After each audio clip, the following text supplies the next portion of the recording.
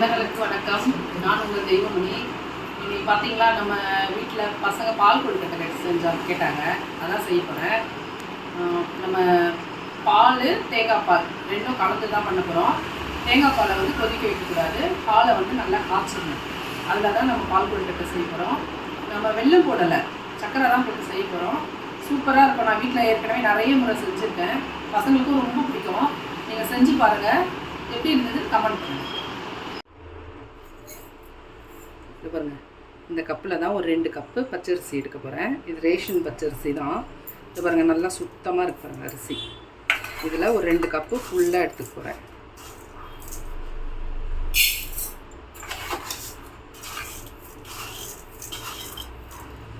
பாருங்கள் 2 கப்பு. இதை நல்லா ஒரு 3-4 தடவை நல்லா பிசைஞ்சு கழுவிட்டு தண்ணி ஊற்றி ஒரு 3/4 மணி நேரம் ஊற வச்சுக்கலாம்.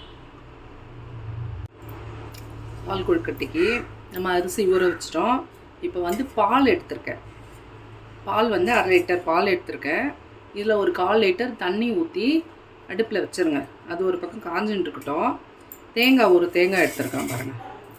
ஒரு தேங்காய் எடுத்திருக்கேன். இந்த தேங்காய் வந்து துருவிட்டு மிக்சியில் போட்டு அரைச்சி நம்ம பால் எடுத்துக்க போகிறோம். நல்ல பால் வந்து கொஞ்சம் திக்காகவே எடுத்துங்க, ஏன்னா நம்ம பாலில் தண்ணி ஊற்றிடுறோம். இந்த திக்கு பால் ஊற்றினா கரெக்டாக இருக்கும். ரொம்ப இதுலேயும் தண்ணி ஊற்றி அதுலேயும் தண்ணி ஊற்றுனீங்கன்னா அப்புறம் பால் கொழுக்கட்டை தண்ணி கொழுக்கட்டை ஆகிடும். அதனால் திக்காக எடுத்துக்கோங்க தேங்காய் பால். தேங்காய் நல்லா கட் பண்ணியாச்சு. இப்போ நம்ம மிக்சியில் போட்டு அரைச்சி தேங்காய் பால் எடுத்துக்கலாம். இது பாருங்கள், தேங்காய் பால் எடுத்தாச்சு. எவ்வளோ திக்காக இருக்குது பாருங்கள். இந்த மாதிரி திக்காக எடுத்துங்க பால். ஒரு தேங்காய் அரைச்சேன் நான். ஒரு தேங்காயில் நல்லா பெரிய தேங்காய், அதில் இவ்வளோ பால் தான் எடுத்துருக்கேன் பாருங்கள். இந்த மாதிரி நல்லா திக்கு பாலாக எடுத்துங்க தேங்காய் பால். நம்ம அரிசி ஊற வச்சோம்ல, நல்லா ஊறிடுச்சு. இப்போ இதை மிக்சியில் சேர்த்து அரைச்சிக்கலாம்.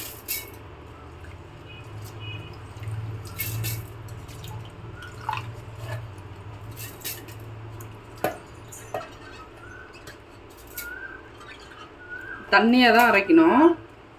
தண்ணியாகிடுச்சுன்னு கவலைப்படலாம் வேணாம். ஆனால் நைஸாக அரைச்சிக்கோங்க. அரைச்சிட்டு வந்து காட்டுறேன்.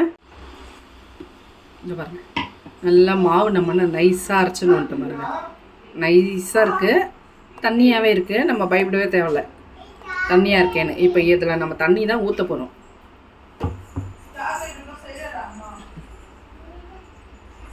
அடுப்பத்தை வச்சு ஒரு கடாய் வச்சு தண்ணி ஊற்றிங்க.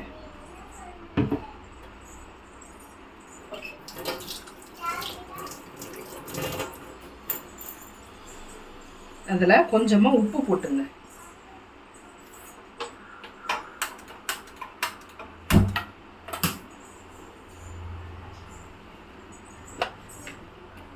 நம்ம இனிப்பு பலகாரத்துக்கு கொஞ்சமாக நம்ம உப்பு போடுவோம் இல்லையா, கொஞ்சமாக உப்பு.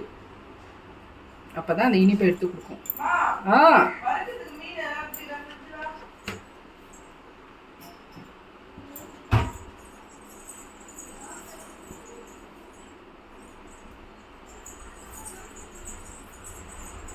உப்பு போட்டோம். இப்போ கொஞ்சம் எண்ணெய் ஊற்றிக்கலாம். நெய்யும் போட்டுக்கலாம், எண்ணெயும் ஊற்றிக்கலாம். கொஞ்சமாக எண்ணெய் ஊற்ற போகிறேன் நான்.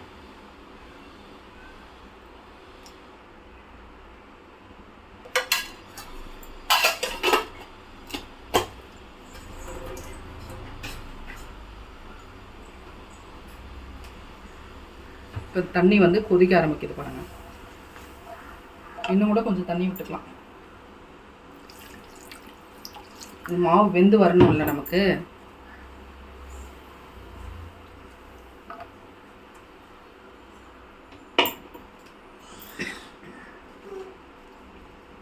இப்போ இந்த மாவை வந்து நம்ம அரைச்சி வச்சுருக்க மாவை வந்து இதில் ஊற்றிக்கலாம்.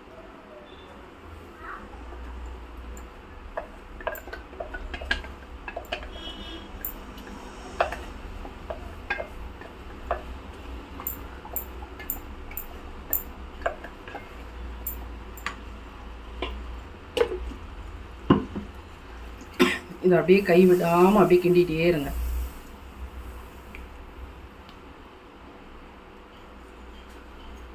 அது அழகாக வெந்து வந்துடும்.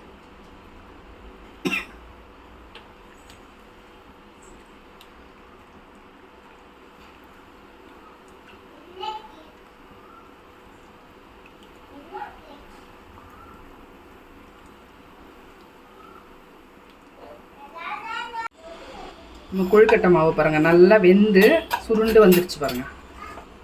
வெந்துருச்சு, நல்லா கெட்டியாகிடுச்சு பாருங்கள்.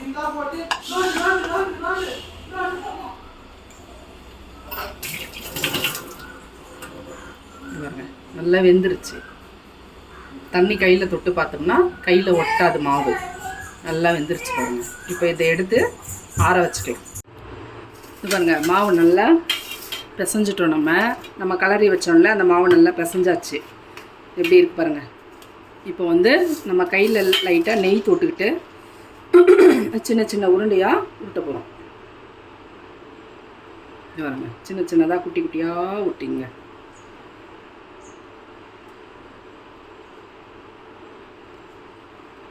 இந்த மாதிரி சின்ன சின்னதாக சின்ன சின்ன கொழுக்கட்டைங்களாக உருட்டிக்கணும். மொத்தத்தையும் உருட்டிட்டு காட்டுறேன்.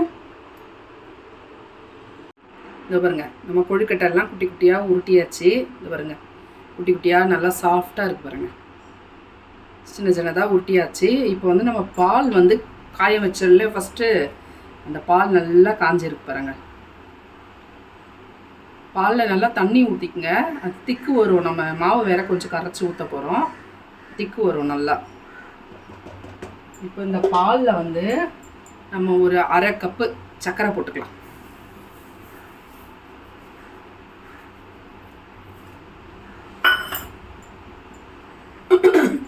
இந்த சர்க்கரை கரைஞ்சதும் நம்ம கொழுக்கட்டைங்களை உள்ளே கொட்டிக்கலாம்.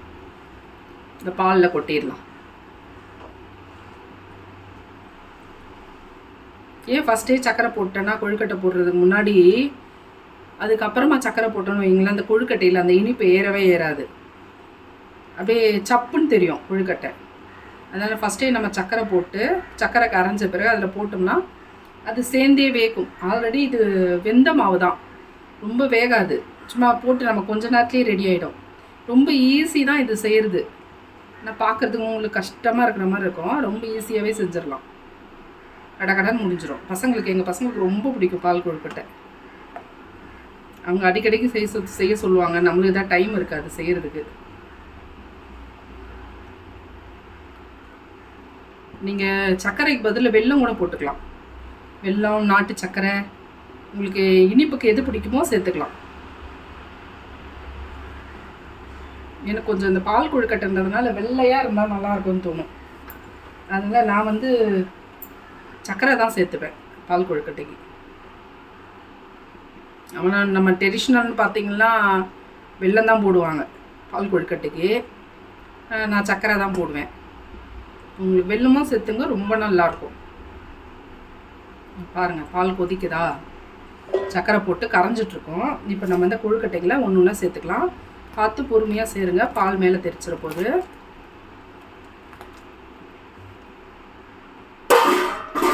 கொஞ்ச நேரம் அப்படியே டிஸ்டர்ப் பண்ணாமல் விடுங்க.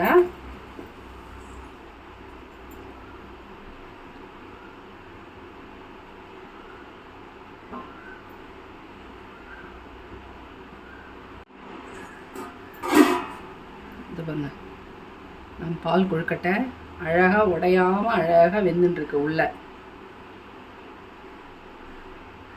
அது உடையாது. நம்ம கரெக்டாக நான் சொன்ன மாதிரி கரெக்டாக பண்ணிங்கன்னு வச்சிங்களேன், ஒரு கொழுக்கட்டை கூட உடையாது. இப்போ வந்து நம்ம ஏலக்காய் பொடி பண்ணி வச்சுருக்கேன். ஒரு 6-7 ஏலக்காய் இருக்கும், பொடி பண்ணி வச்சுருக்கேன். இந்த ஏலக்காய் தூளி இதில் போட்டுருக்கேன்.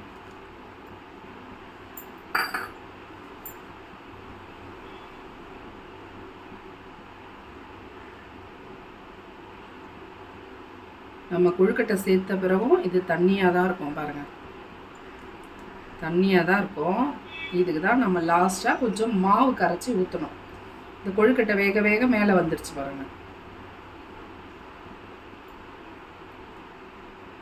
எல்லா கொழுக்கட்டையும் அழகாக மேலே வந்துட்டு இருக்கு பாருங்கள்.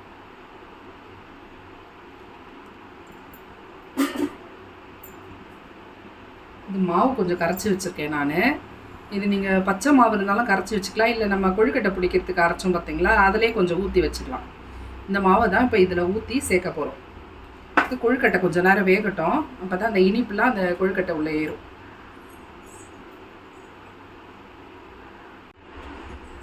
இது பாருங்க, நம்ம பால் கொழுக்கட்டை நல்லா வெந்துருச்சு பாருங்க. ஃபஸ்ட்டு நம்ம குட்டி குட்டியாக போட்டோம் இல்லையா, இது பாருங்க நல்லா கொஞ்சம் பெருசாக ஆயிடுச்சு பாருங்க. வெந்துருச்சு, நல்லா வெந்துருச்சு. இப்போ இல்லை இனிப்புலாம் நல்லா ஊறி இருக்கும். இப்போ கடைசியாக நம்ம மாவு கரைச்சி வச்சுருக்கோம் இல்லையா, இந்த மாவு கொஞ்சம் ஊற்றி இது கூட கலர போகிறோம். ஏன்னா இது தண்ணியாக இருக்குல்ல, நம்ம பால் கொழுக்கட்டையும் அந்த பால் வந்து நல்லா மிக்ஸ் ஆகணும்.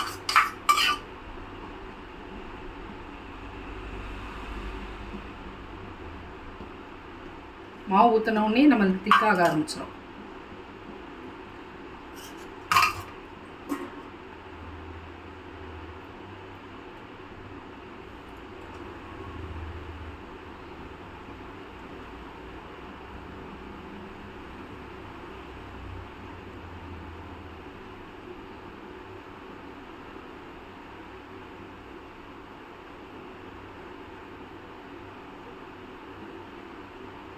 பாருங்க, நல்லா கொஞ்சம் கொஞ்சமாக அந்த மாவு வேக வேக நல்லா திக்காயிடும். இப்போ லாஸ்ட்டாக நம்ம இதை வந்து ஆஃப் பண்ணிட்டோன்னா நம்ம தேங்காய் பால் ஊற்ற போகிறோம். இந்த மாவு நல்லா வெந்துடணும், வெந்துட்ட பிறகு நம்ம தேங்காய் பால் ஊற்றணும்.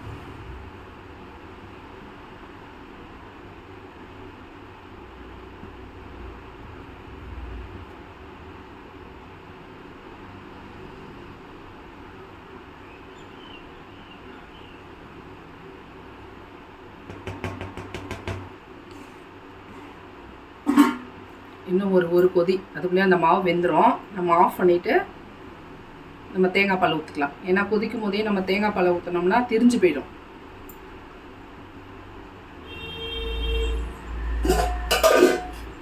பால் வந்து நம்மள நல்லா திக்காக எடுத்து வச்சோம் இல்லையா, அது பாருங்க தேங்காய் பால் நம்மள திக்காக எடுத்து வச்சுருக்கோம் நல்லா.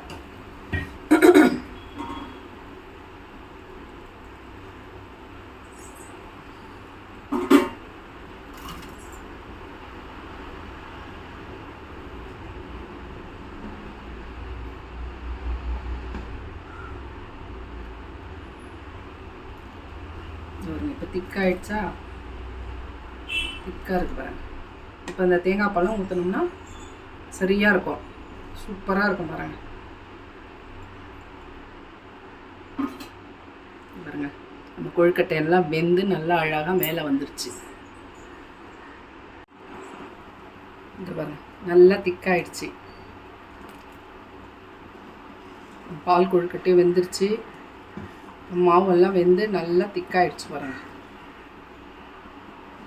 இப்போ வந்து நம்ம ஆஃப் பண்ணிவிட்டு தேங்காய் பால் ஊற்றிக்கலாம். நல்லா திக்காக இருக்கு பாருங்க. அந்த அரிசி மாவு கரைச்சி ஊற்றினா தான் நல்லா திக்கு வரும்.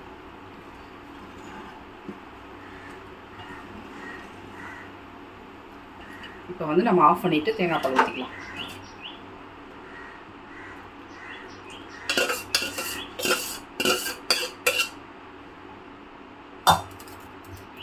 தேங்காய் பால் வந்து நம்ம ஆஃப் பண்ணிட்டு தான் ஊற்றணும், இல்லைன்னா திரிஞ்சு போயிடும்.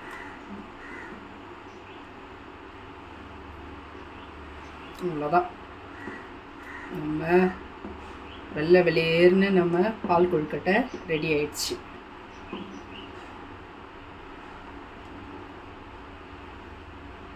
அதான் நம்ம சாப்பிடலாம். நீங்களும் வீட்டில் செஞ்சு பாருங்கள். எப்படி இருந்ததுன்னு கமெண்ட் பண்ணுங்கள், ஷேர் பண்ணுங்கள், சப்ஸ்கிரைப் பண்ணுங்கள், பெல் பட்டனை கிளிக் பண்ணுங்கள். இந்த கிளிக் பண்ணுறங்கன்றதுல நம்ம பெரிய டாஸ்காக இருக்குது லாஸ்ட்டாக வீடியோ முடிக்கும் போது.